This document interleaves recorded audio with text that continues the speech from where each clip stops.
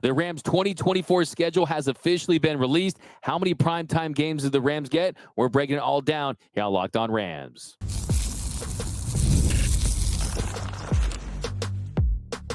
You are Locked On Rams, your daily Los Angeles Rams podcast. Part of the Locked On Podcast Network, your team every day. What is up, Ramily, and welcome to another episode of Locked On Rams, your daily podcast covering your Los Angeles Rams, free and available wherever you get your podcast. Locked On Rams, part of Locked On Podcast Network, your team every day. We're also available over on YouTube, so if you haven't yet, do us a huge favor. Join the party. We're getting to close to 13,000 subscribers, so if you haven't yet, hit that subscribe button, hit that notification bell, hit that like button. Also, what is your reaction to the Rams schedule, the primetime games? What do you think the Rams record is going to be this season? Let us know down below. My name is Doug McCain. You can follow me on X and Instagram at DMAC_LA. I've been covering LA sports for over a decade, 24/7 sports, SI, Dodgers Nation, the Rams for Locked On. And as always, I'm joined by the Rams pre-half and post-game show host for the Rams flagship radio station, ESPN 710 LA. He's entering his 9th season covering your Los Angeles Rams, the People's Champ, Mr. Travis Rogers. You can follow him on X at Travis Rogers. And we moments ago got the Rams schedule, the weeks, the dates, the primetime games. We're breaking it all down. We've got our big takeaways. But first, this episode of Locked On Rams is brought to you by Gametime. Download the Gametime app, create an account, and use code Locked On for $20 off your first purchase. Terms apply. All right, Travis, so it feels like the party is starting to begin already. We've got the schedule out. We got the primetime games. First thing to do, I want to shout out the Rams social media team. I don't know if you've seen the schedule release video. It is super sick. You got this guy driving around the country in a 64 Impala. And my favorite part is, for week one, they go to Detroit, right? Instead of Ford Field, they photoshopped it where it says Stafford Field. So they were shading them. They were trolling them a little bit, but I thought they did a fantastic job, and the entire Rambley is so excited that the schedule is finally out. Yeah, welcome to the NFL, right? Only the NFL could make the, hey, oh, by the way, here's the list of games, and we're all super fired up for it. And like to your point, the Rams socials have been amazing, but kind of across the league, the NFL teams and how they release their schedule has become kind of a way for these teams to flex on one another. The Rams have had a whole bunch of stuff go down. It's been great. I'm thrilled. I love that they got what they got. I love that they got 5 primetime games. I know we're going to kind of go through it along the way, but man, the NFL is one of a kind where we're just all here to talk about the order in which the games are going to be played. It's just fantastic. I love it. That's a great point. I mean, there's electric today. People just waiting all day for this schedule to release. And I think if you're a Rams fan, you have to feel excited by what you just said is you get 5 primetime games, 5 after getting 2 last season. So clearly the NFL thinks the Rams are a team that is going to have a good season, that they're going to be a lot of eyeballs on. And before we get into it, a little where we were right, where we were wrong, you got your prediction right. You said Eagles. You didn't say week 12, of course, but you said Eagles Sunday Night Football, so you got the Eagles right. I got the Dolphins right. I mean, no one's saying the Dolphins. I just felt this Dolphins, Rams. I don't know where it was coming from, but we get week 10 Dolphins versus Rams Monday Night Football. So that's where we were right. We're also right, of course, Detroit. I mean, anyone could have. You don't have to watch football. You don't have to know what football is to know it's going to be Rams Lions on Sunday Night Football. But you get it in week 1. Week 1 to kick off the season, a little revenge season for the Rams up in Detroit. Well, it's a perfect spot for a couple of different reasons. Number one, it means that they didn't put it on Thanksgiving, which I don't know about you, D-Mac, but I consider Thanksgiving the Travis Rogers high holy day. So I like to make sure that I'm at home for that one. I observe privately on those days. Respect. So I'm happy that we don't have to do that on Thanksgiving Day. And it's just a great game. And it's a great game that you can tell the NFL thinks both of these teams are going to be good. The Lions, of course, NFC Championship game last year just gave Jared Goff all that money. The everydayers know we just did a podcast on Goff. And you want to put your best foot forward opening weekend. And that they get the spot on the other than opening night on Thursday with the Chiefs and the Ravens. The next sweet spot in week 1 is Sunday Night Football. And they're your Los Angeles Rams. It's just awesome. Love it. Yeah, and if you look at every single stadium week 1, right? Every single stadium, no stadium is going to be more electric. No stadium is going to be louder than Detroit. It's going to feel like a playoff game. They had an epic wild card game last season. The Rams lose 24-23, and we knew it was coming. I like the fact that it's in week 1 just because you really set that tone early on, and even if you lose that game, you bounce back, and you're playing the Cardinals on the road in week 2. And you look at that Cardinals team, they're going to be improved. I like what they've done with Marvin Harrison Jr., Kyler Murray is back. I mean, it's going to be a tougher team than in recent years. Yeah, I think so too. You mentioned, Aaron Donald, of course, has been just the absolute nightmare. I'm sure that Kyler Murray hasn't had a good night of sleep before the Rams game since he came into the league. That's obviously going to look a little bit different. I think that as much as Aaron Donald had to do with it, Sean McVay just knows how to deal with the Cardinals. There are just some really good matchups in the league. There's some really bad matchups in the league. The Rams have never really been able to figure out the 49ers in any meaningful way other than, like we like to say, the NFC Championship game. The opposite of that is true, of course, with Arizona.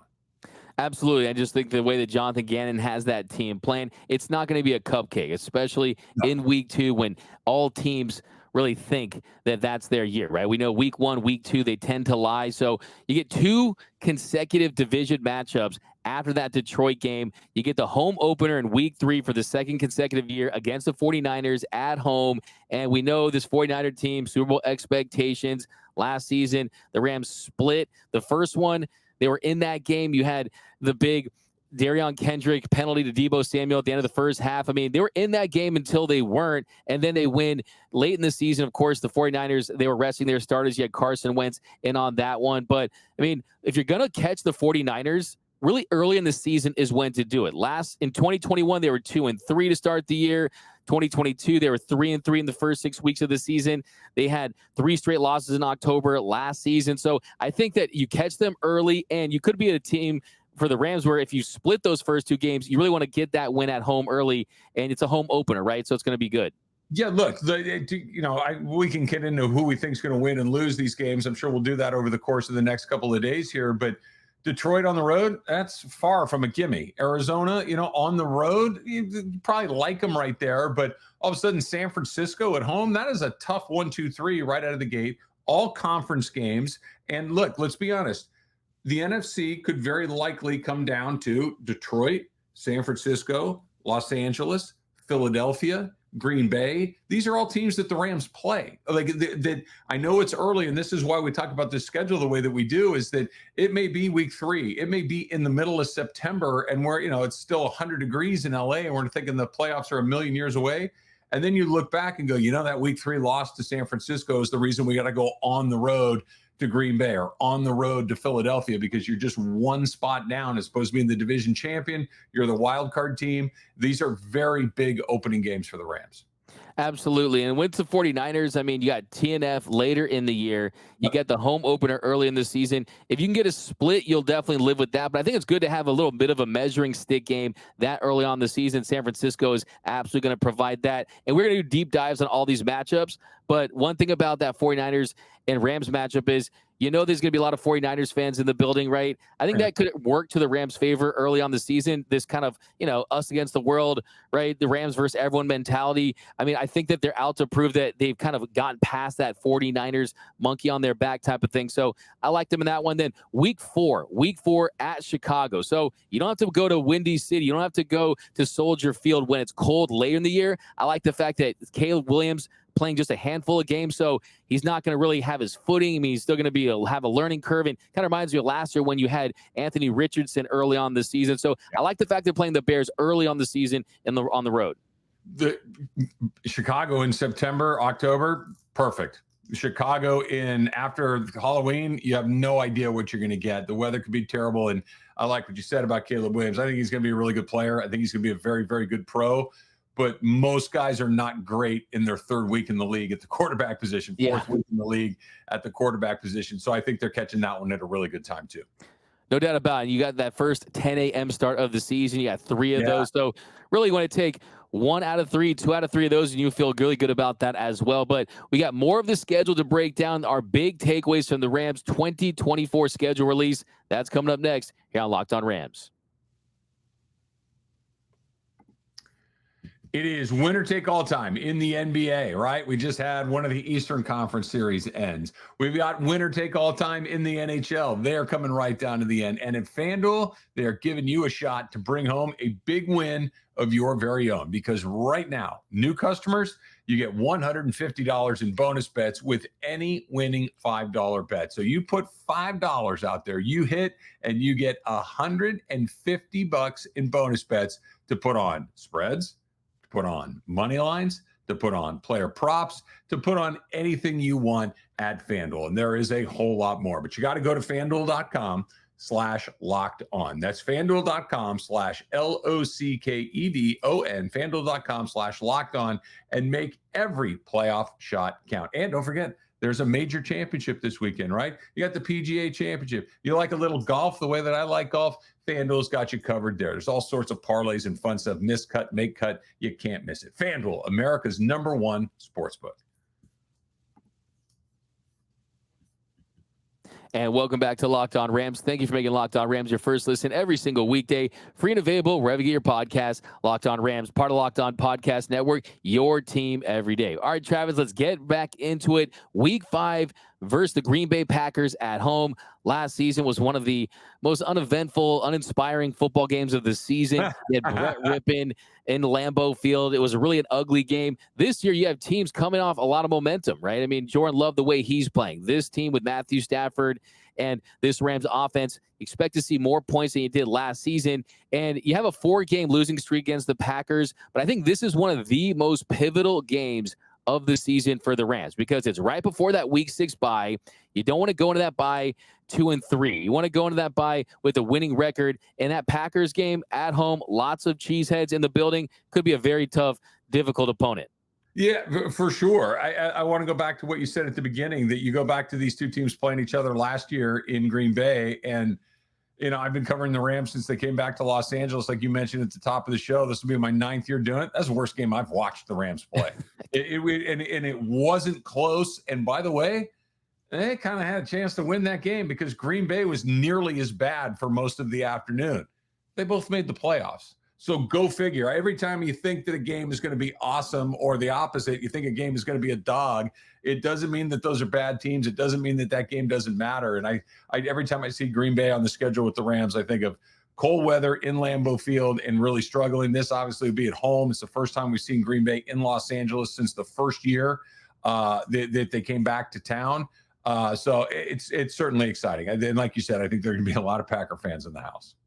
Yeah, I'm not going to say it's as bad as Colts Broncos 2022, where you had 68 minutes of NFL football and 0 touchdowns of all the games in NFL history. That was certainly one of them, but it definitely wasn't a fun watch. Let's put it that way. And I think it's just going to be very pivotal and consequential to their season because let's talk about that week 6 bye. A week 6 bye. Typically, you're seeing bye weeks 8 through 11, week 6. It's really, really early. You're going to hit that reset button and you're trying to get information on teams and do a lot of scouting and take some time off. Really interesting to see a week 6 bye for the Rams. And quite frankly, I don't love it. It's early for sure. If you just ask me in a vacuum where I'd like to see that bye, I'd like to see it come in the final third of the season, somewhere past double digits, ideally somewhere in there. But here's the thing. You got to get a little lucky with your bye. The Rams got super lucky with their bye last year. That they got their bye right around the same time that they lost their quarterback for a short period of time. It allowed him to get back. It allowed them to get their footing. It allowed them to go into the second part of that season and really kind of take off from there. So who knows what it's going to look like by the time they get there. Maybe they need to get healthy. Who knows? Maybe we're talking the opposite. Maybe they're just cranking and they're ripping through it. And the very last thing you want to do is stop and catch your breath at that point. But so much of where the bye falls depends on your circumstances in any given moment. So it's really, I'm with you. I didn't love it when I saw it because it's early. But who knows? Maybe it'll come at exactly the right time. It's hard to tell. And also, too, last season, you had a very difficult front-loaded schedule. Yep. You had some downs. Then after the bye, that's when they turned it on. So even if you're not rolling early on, there's enough games to make up for it later in the season. True. It's just about staying healthy and really finding your groove later like the Rams did. So don't get too panicked if they don't go into the bye 5-0, right? You're going to lose games in the NFL. And also, how about week 7? If you are struggling early on, if you want to play a team, it's probably going to be Las Vegas Raiders in 2024. This could be the worst team in the National Football League. They're making decisions with coin flips, right? So I think the fact that you got to get that Raiders team at home in week 7, I think that could be a get-right game for the Rams coming out of that bye. Well, you look at week 7, 8, and 9, right? And I'm jumping a little bit ahead, D-Mac. This is the part of the schedule where you got to put some money in the bank because 2 of those 3 games are at home. You get the Raiders at home in week 7. You get the Minnesota Vikings in week 8 at home on a short week, which, by the way, is much better for you than it is for the Vikings. They got an even shorter week because they got a travel day thrown in there as well. And then you get a Seattle team that you've kind of had their number in week 10 right there. That 8, 9, 10, Seattle, or excuse me, 7, 8, 9, Vegas at home, Minnesota on a short week at home, and then on the road after the little mini bye to go up against Seattle and play another division game. You got to put some of that money in the bank in those 3 weeks because that's really the part of the schedule you look at and say that right there. That's where you got to. That's where you got to kind of really start to put your foot to the metal. Man, we're in a mind meld. I couldn't agree more. I was just about to say that this stretch is really going to dictate whether or not the Rams are going to make the playoffs. And you got the Vikings there on TNF, the TNF that none of us saw coming, right? Right. You got Seattle on the road. I think the big question is Seattle's going to be interesting, right? I mean, Pete Carroll's gone.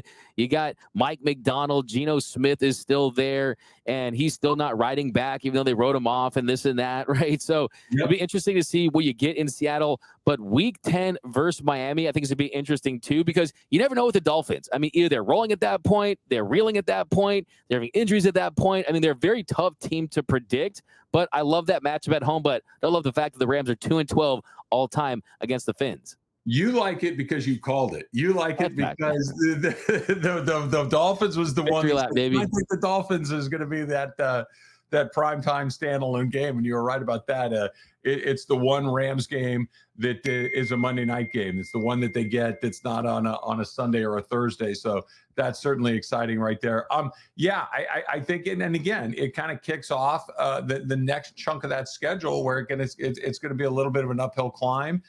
It's at home. Tua, I'm not a huge Tua fan, so I think there's an opportunity right there. Who knows what Tyreek Hill is doing? He's a terrifying presence because of the speed that he brings. But that game's going to look cool on TV. I know that doesn't really matter, but I like games that look cool on TV. And the Dolphins in SoFi taking on the Rams is going to be great. Yeah, no, it's one of those classic, like, good uniform games. It's like when Florida plays LSU, right? It's like that just pops off the screen. Right. I think that'll be a game where the Rams will wear their modern throwback. You're probably to the white versus the aqua. Yeah, I definitely think so. Just a quick analysis I take on that. A couple years ago, just the death by paper cuts, short game, quick game against that Rams defense. That's kind of what I fear. And I could just see SoFi Stadium just first down to first down against a Dolphins team if they're rolling. But really excited about that one. I mean, Mike McDaniel and Kyle Shanahan and Sean McVay, anytime any of these guys kind of go up head to head, I think it's really a special, extra competitive juice type of game. Then you got New England on the road, another 10 a.m. game. Anytime you got the 10 a.m. PT starts, always scare me a little bit. You're flying to Boston. I think the Patriots are going to be interesting with Jared Mayo. I think they're going to be fired up. And the big question for me is, will it be Drake May under center at that point? I think probably. You mentioned that the Raiders you think might be one of the worst teams in the league. I think the Patriots are a good pick to be one of the worst teams in the league. First year without Belichick, like you mentioned. If you're got to go play early in the East, you'd rather it be against garbage teams like the Jets and the Patriots. And I think that those are bad teams this year. We'll see what happens with Aaron Rodgers. I guess they could be a little different with the quarterback play that they might get. But I think that the New England is another one of those games, D-Mac, that if you're just looking at and saying, most NFL games are could go either way. That's just life in the NFL. There's only a few times you say you got to win that game. You need to put that one in the bank. They need to win that Patriots game. That's not going to be a good team. They need to win that one. And you see the way that his schedule lines up, you got some opportunities for some bounce back games right there, and that certainly could be one after that Miami Monday Night Football game. It will be on a short week, though. So short week, going to Boston, 10 a.m. You don't love that. Then week 12, the Travis Rogers special. Philadelphia Eagles, you called it SNF. Take your victory lap. Well, look, the Eagles it feels to me that the Eagles, the Cowboys, those are the two teams that feel like and the Chiefs are the three teams that feel like they're on national TV every week. I know they're not, but it feels like they are. So if you can put LA with one of those big Eastern markets, they both are good. It's an interconference game where, again, like we talked about with that early game with San Francisco, that early game with Detroit, this one could have playoff implications, even though it isn't a divisional game. And Philly's always on national TV, so they get a chance to do it here in LA. Let's go. And one thing I'll say too is that Philly team, I mean, you were looking at the presence that offensive line had last year. I mean, the last part of that season, though, they were really struggling. They won just one of their final 6 games. I mean, they lost the Tampa Bay Buccaneers in the postseason. So to catch them later in the year, we'll see how they fare. But they're going to have a rebuilt offensive line too. Jason Kelce. No Jason Kelce. A lot with them. I mean, that guy's going to the Hall of Fame. He's a terrific, terrific player. And what makes them as good as they were before they hit the skids, like you mentioned, D-Mac, was that they had some really legit O-line play, and I think that's going to look a lot different. No doubt about it. But we're going to break down the final third of the season. We got our final takeaways from the Rams schedule. That's coming up next here on Locked On Rams. All right, the schedule's out, right? Which games do you want to go to? Which games do you think? Do you want to just knock out a bunch of home games at SoFi Stadium, and do you want to maybe go on the road, take a road trip to San Francisco, maybe head out to the desert in Arizona? You need tickets. The Gametime app, right? The Gametime app is the way to do it, because no matter where you are, you can get a ticket, even if it's at the last minute. Last minute deals, you can save up to 60% off buying last minute for the games. You can go see a concert, you can go see a comedy event, theater, whatever it is that you want to do, and all the cool stuff on the Gametime app that you would expect, right? Views from all the seats in the venue. Easy to find and buy NFL tickets for every kind of event in your area as well. And like just the other day, guy comes into our radio studio. He's talking about he wanted to go to the Dodger game at the last minute. I'm like, dude, Gametime app. He opens it up and says, you gotta be kidding me. This is unbelievable. All in prices right there at the beginning. What are you waiting for? Put the Gametime app on your phone. Download the app, create an account, and use the code LOCKEDONNFL to get $20 off your first purchase. That's LOCKEDONNFL, LOCKEDONNFL for $20 off. Download that Gametime app today. Last minute tickets, lowest price, guaranteed. Schedule's out. Go to some games.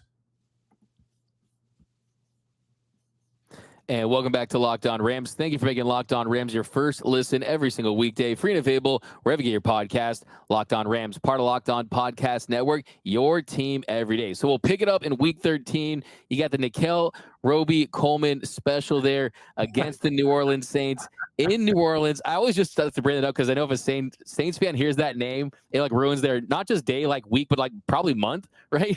So Ross Jackson on Locked On Saints probably right now is probably fearing his ears ringing right now. I can't believe they brought it up again. Absolutely. Shout out to Ross, the best boss anyone could ever ask for. But I mean, you look at that game. I mean, saw last year was a TNF game. That TNF game, Travis, was like a playoff game for the Rams, right? It really was. You know why? You know why. I know why. And everybody that listens to our show is like, yeah. Ohtani showed up at the game. That was the day we're like, it felt like really, really real for the first time. They know it, and all of a sudden it's like, wait, Ohtani's in the house. A little buzz goes throughout the entire stadium. Like, there he is. They put him on the big screen at SoFi. They put Ohtani up there, and the place came unglued. I'm not even kidding. It was a great game. It was an exciting game. The Rams got a big lead, and they let him back in. But Ohtani brought a buzz to that thing last year that was unreal. No, absolutely, man. He was looking like a movie star. He had anytime you got the short collar leather jacket, you know you're doing it. And I just wonder how much Ipe had on that. Was it the Rams or the Saints? And hey, you know what it wasn't? Zero. That was not zero, man. My man either got paid or who knows what happened. But he had shaggy haircut, Mr. Ipe back in the mix. That was when that era. But Week 14, Buffalo Bills.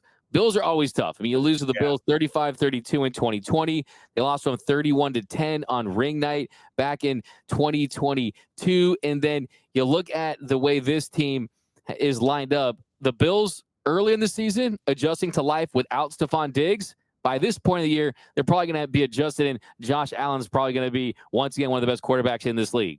Yeah, Allen's terrifying. I mean, he really is. They're just a handful of guys that no matter what else is going on in their team, if they got an Allen, you got a Mahomes, you've got, a Lamar Jackson, just one of those guys that's always going to keep you up at night.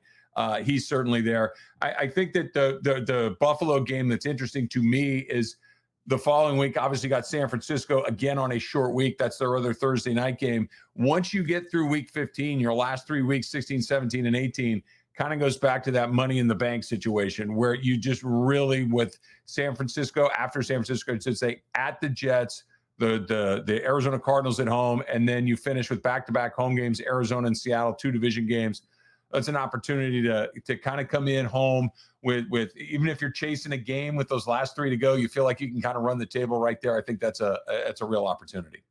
Absolutely. And then week 15, you got San Francisco on the road, Thursday night football. I don't like where that game is played. It's a short week coming off a Bills game at home. That's a very difficult 2-game stretch.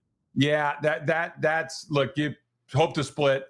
Like if you ask Sean McVay, if you ask Matthew Stafford, you ask anybody that is invested in this, and you said, hey, will you take 1-1 in that? What is that? That's a 5-day window. You're playing 2 of the best teams in the league. You want 1-1? I think they take it and run for the hills, and I wouldn't blame them. You get through that with a win and a loss, you're feeling pretty good.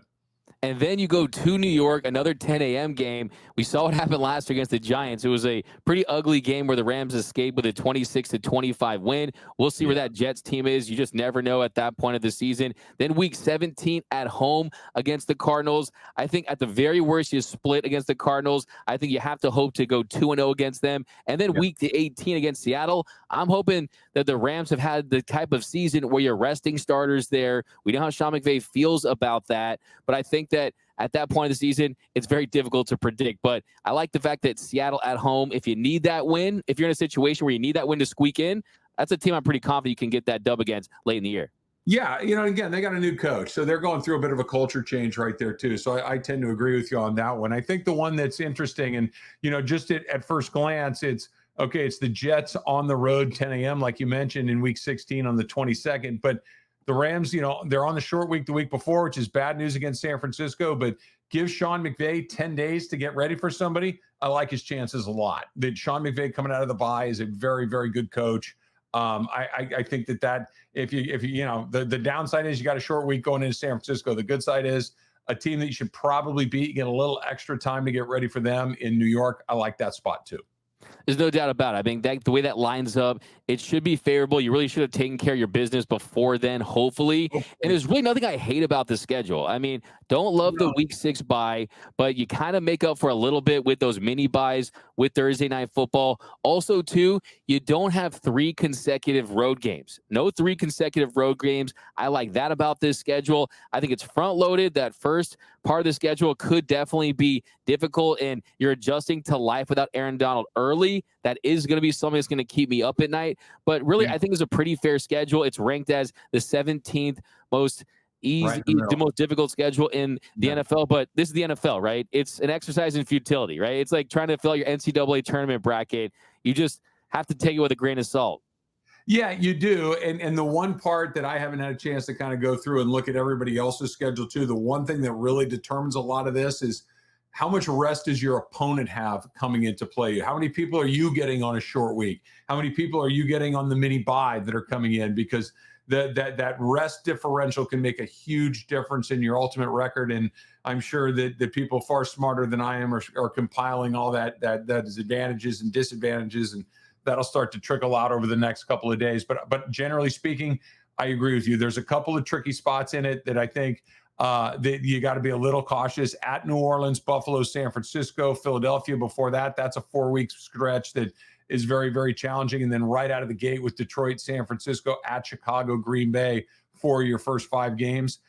Those are the 2, more challenging portions of the schedule. Everything after that is, kind of tilted in your direction. So all in all, I think what you said in the 17th most challenging or easiest, it's regardless, hey, look, it's right in the middle of the pack, right? 17 out of 32 we're right there just about.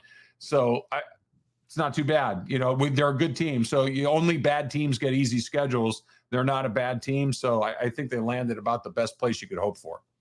I agree. I think that it's a fair lineup. I mean, it's the NFL, right? Every team is good. There's talent on every single team. It's just to varying degrees.